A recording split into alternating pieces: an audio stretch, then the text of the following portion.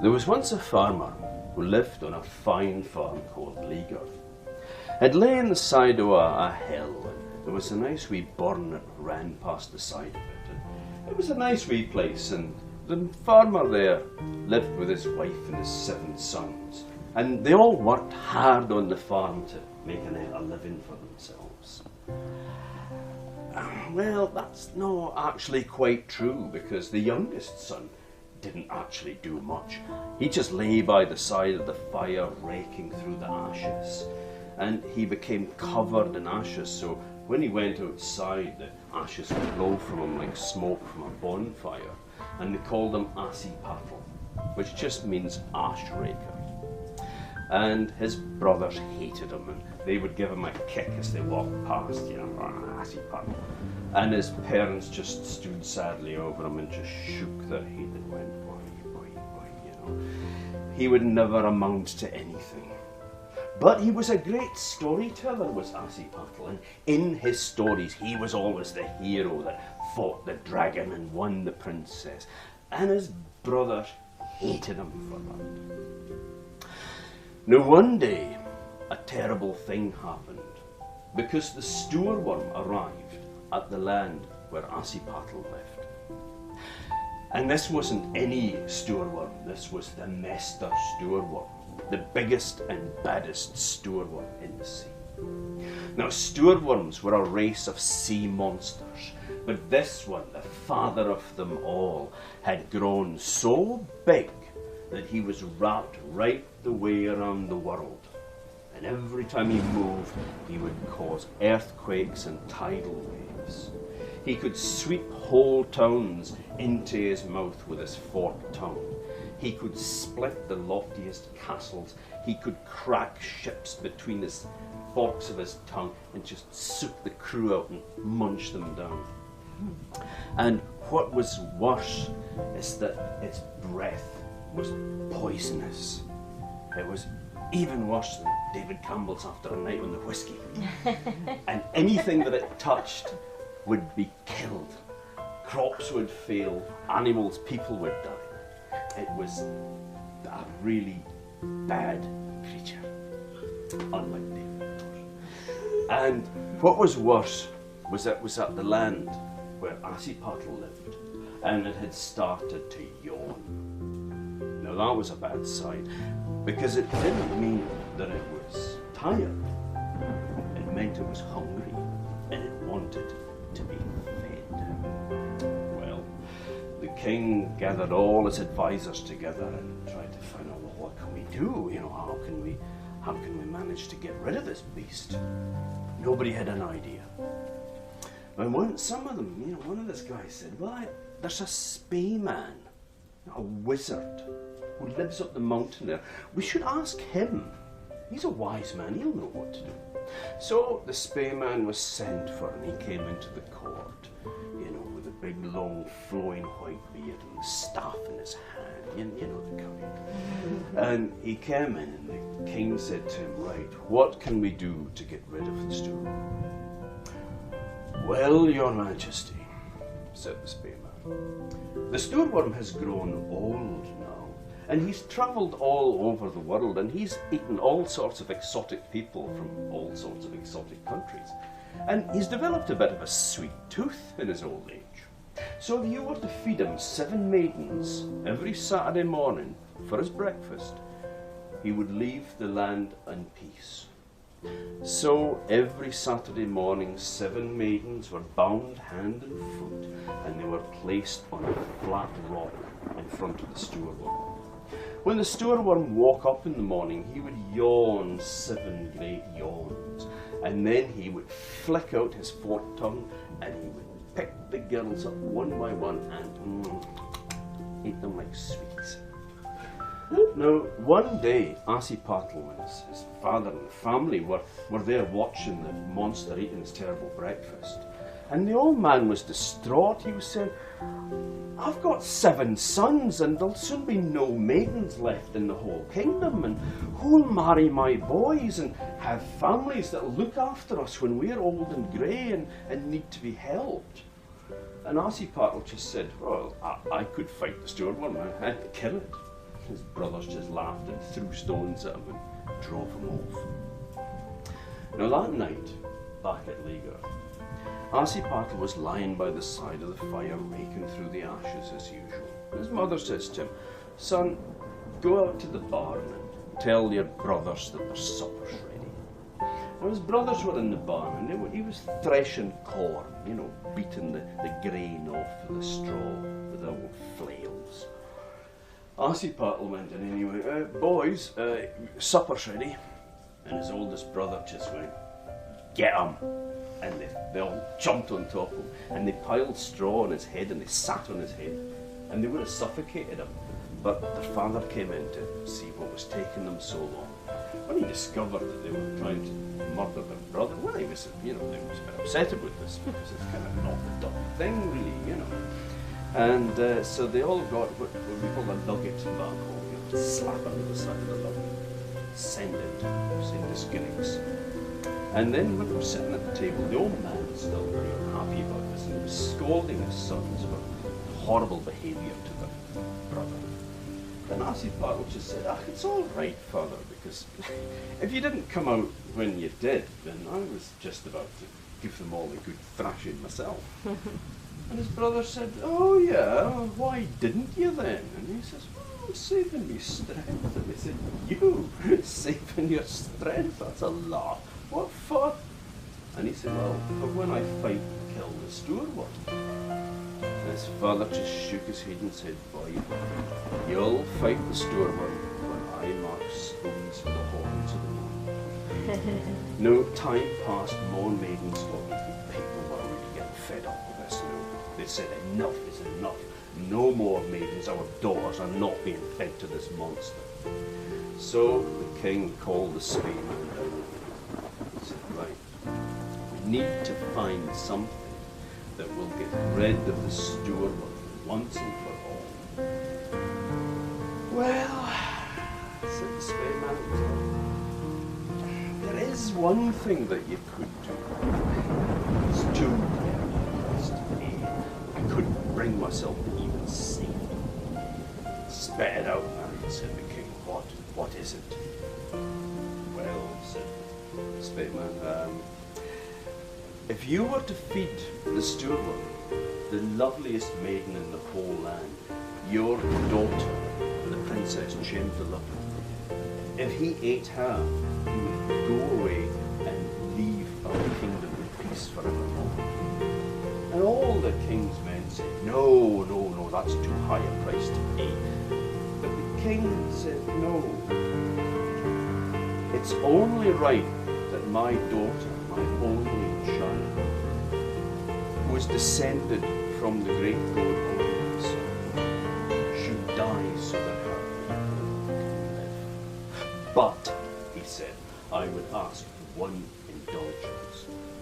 Give me 3 weeks to find a hero that will fight and kill the stoor.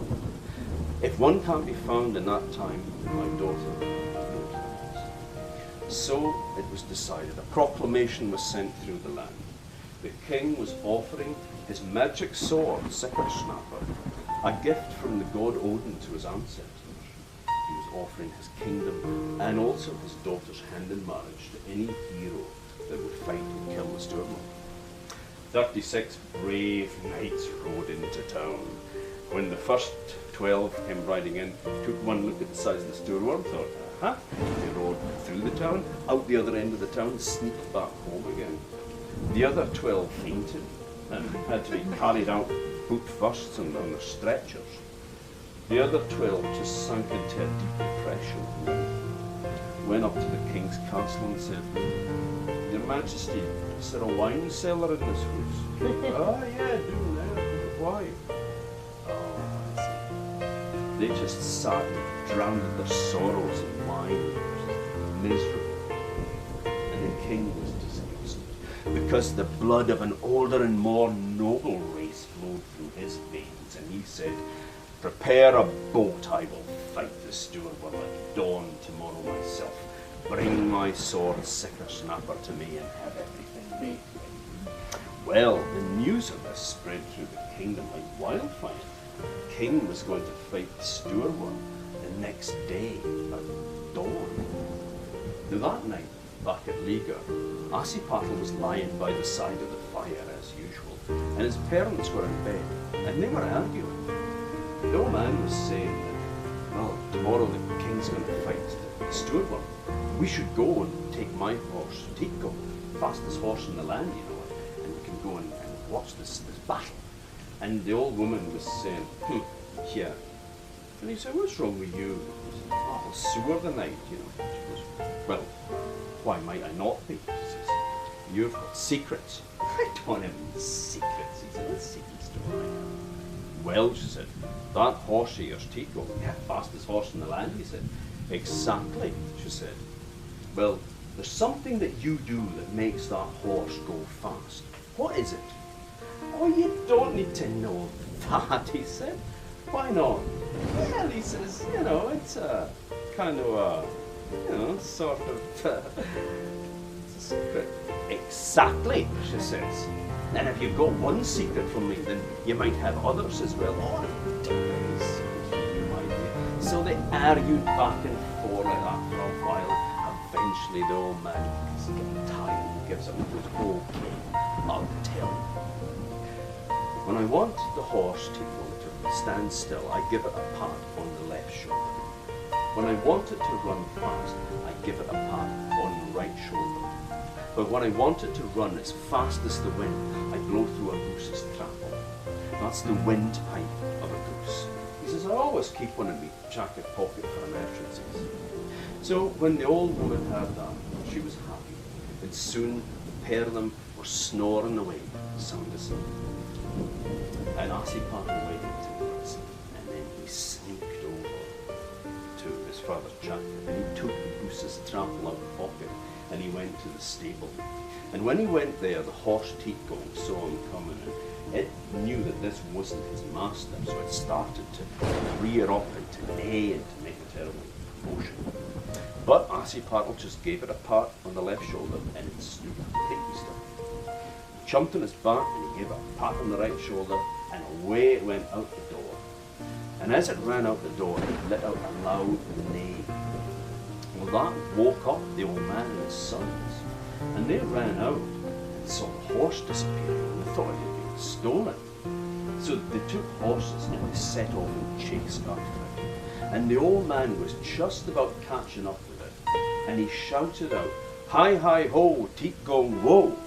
Tico stopped dead in his tracks when it heard that. But Ansipattle pulled out the goose's thrapple, blew through it, made it sound exactly like that. And as soon as the horse had it, it pricked up its ears and it went whew, just like an arrow from a bow, disappeared across the countryside, over the horizon and gone.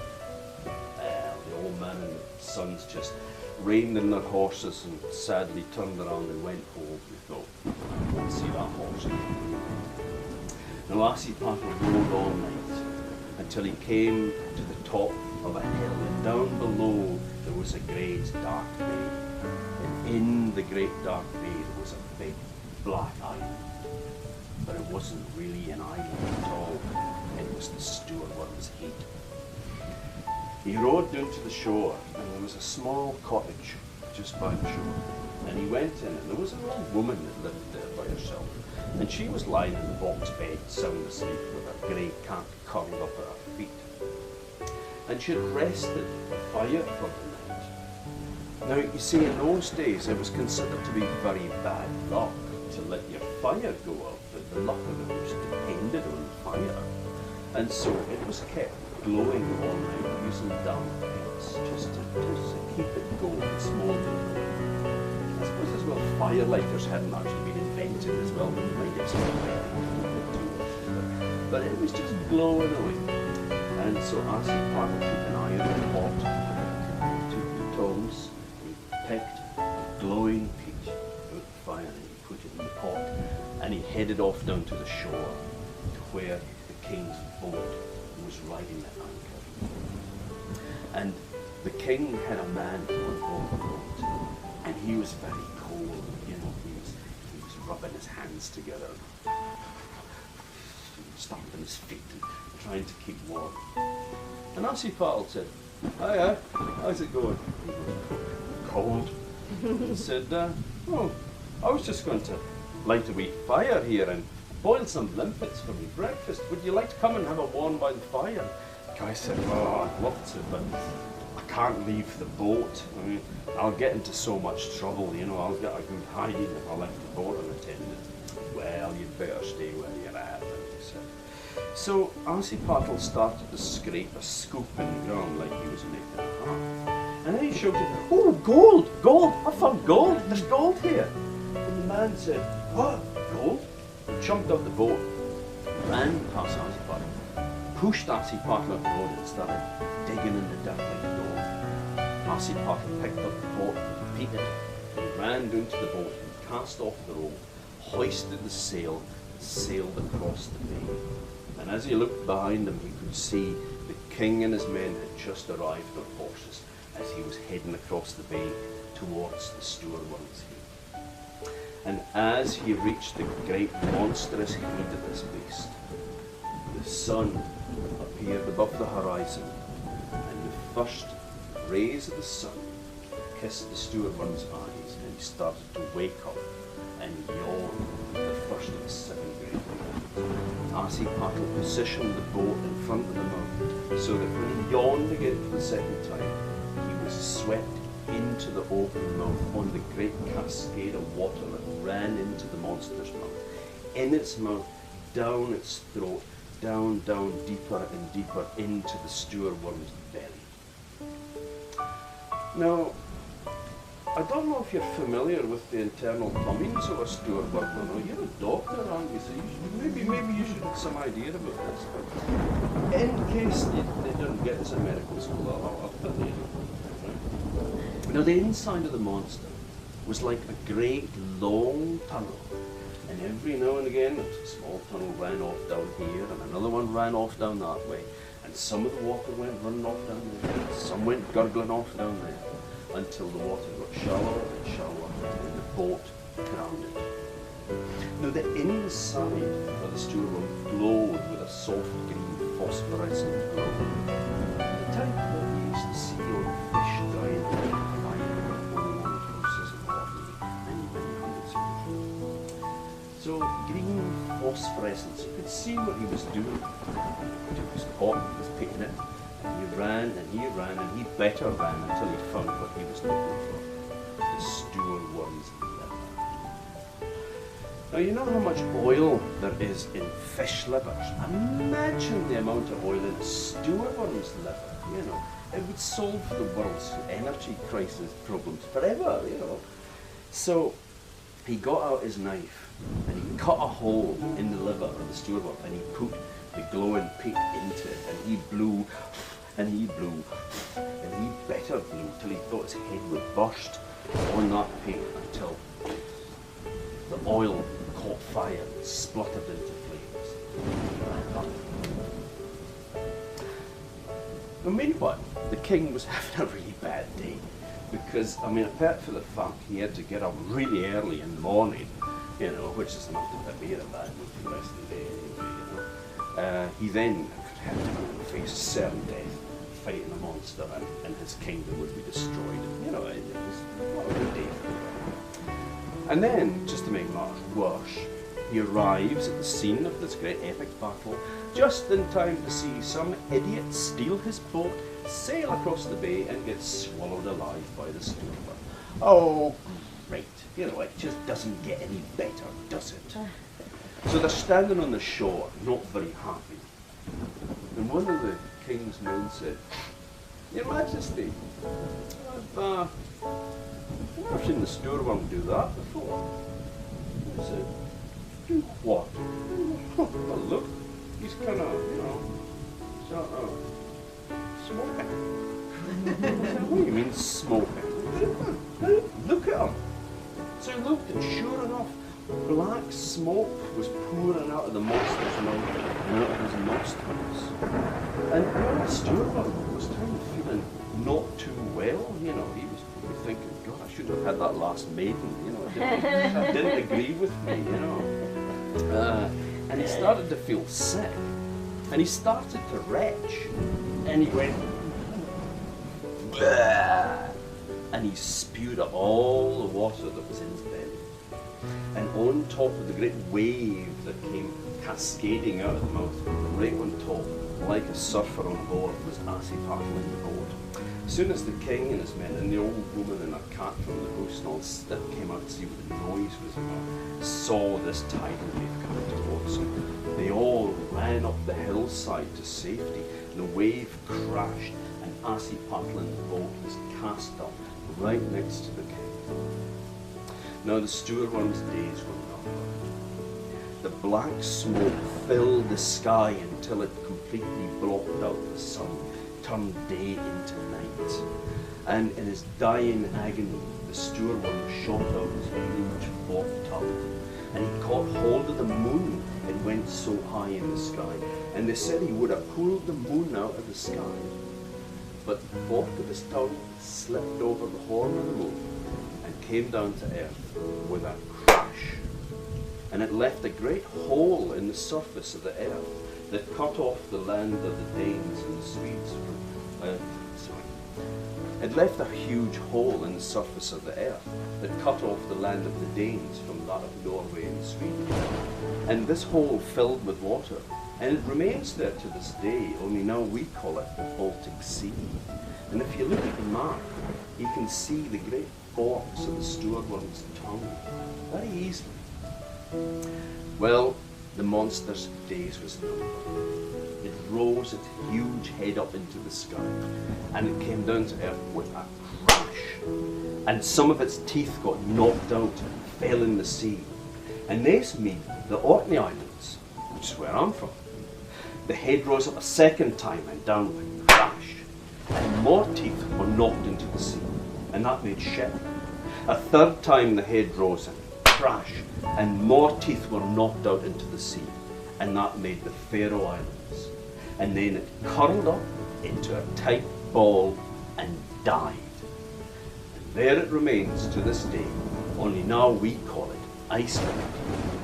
And the flames that you see leaping from the mountains, and the boiling water that gushes up through the earth there, is the stoorworm's liver, which is still burning. Well, the king was delighted. He took Ansipattle in his arms and he called him his son. He said, "My boy, you have saved the kingdom.